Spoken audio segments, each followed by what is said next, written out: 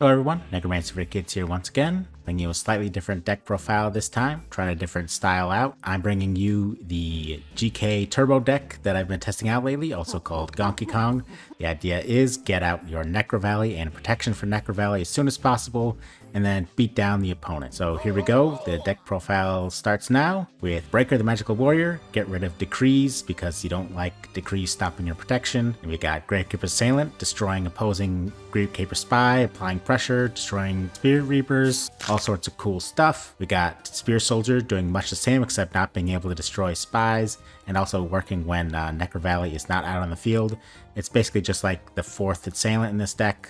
And of course we have the 3 GK Spies. This is the best Gravekeeper monster in any deck.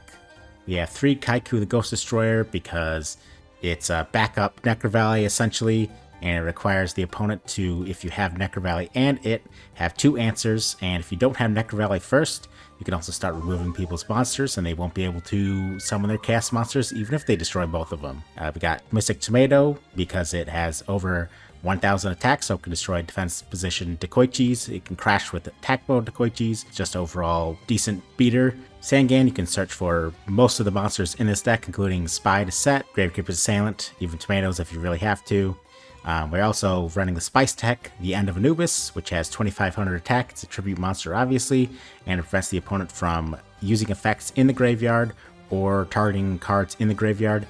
Does not stop cast monsters, which is why it's more for fun than anything else, but has decent attack. It can attack over even an established Monarch, and also stops things like Sinister Serpent, and even stops Exiled Force, but not other cards that will tribute themselves. Then of course we also have Triumphant Virus, destroy established chaos, destroy the opponent's Gravekeeper Spies if they manage to get them out, and all sorts of other things. Of course we're running Trinity, although I actually haven't been running Duo very much in this deck. I've been testing out replacing it with another Mind Control in this deck because the opponent has dead cards a lot, but the other 2 you obviously need in every deck.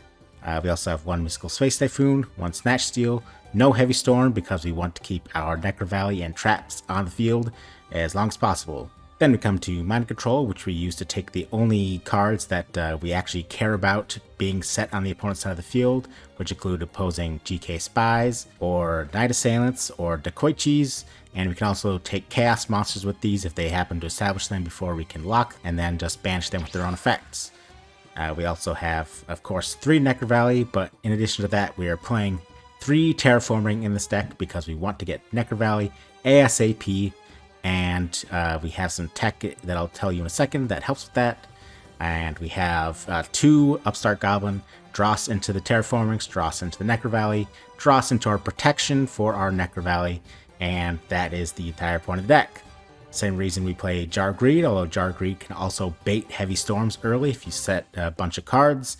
Like you set 2 Jar Greeds, the opponent might heavy before they know that you're a deck that uses Necro Valley, and then hey, now they don't have Heavy Storm for Necro Valley. We have Mirror Force and Ring of Destruction. We don't play Torrential Tribute because we want to have Kaikus and our Spies and our Anubis on the field. We have 3 Solemn Judgment, of course, because you need to protect Necro Valley, you need to stop cast monsters or anything that's going to disrupt you, Breaker the Magical Warrior, etc., etc. And Mirror Forces and Torrentials also you can use to negate. And the other tech card in this deck is Spell Shield Type 8. It allows you to negate a spell card that targets exactly 1 card on the field, which primarily will be Nobleman of Crossout and Mind Control and Brain Controls occasionally, but it can also stop Snatch Steal and a lot of niche cards that maybe the opponent will be playing. The other reason we have this card in the deck, besides to stop from Nobleman of Crossout to protect Spy, is that we can use the second effect to discard a spell card to negate any spell, not just one that targets. And that means we can discard our extra Terraformings, we can discard our extra Necro Valleys in hand, because it's better to have a Necro Valley on field than a Necro Valley in hand, because as soon as this gets destroyed, they're definitely dropping out a bunch of chaos. And that is the deck profile. I have a download link down in the description, and for my next video, I will provide you guys with some replays. It's going to include some wins, but also a very horrible loss that teaches you to not be stupid with this kind of deck, because if you play your cards wrong, you definitely lose. Thank you very much, and have a good one.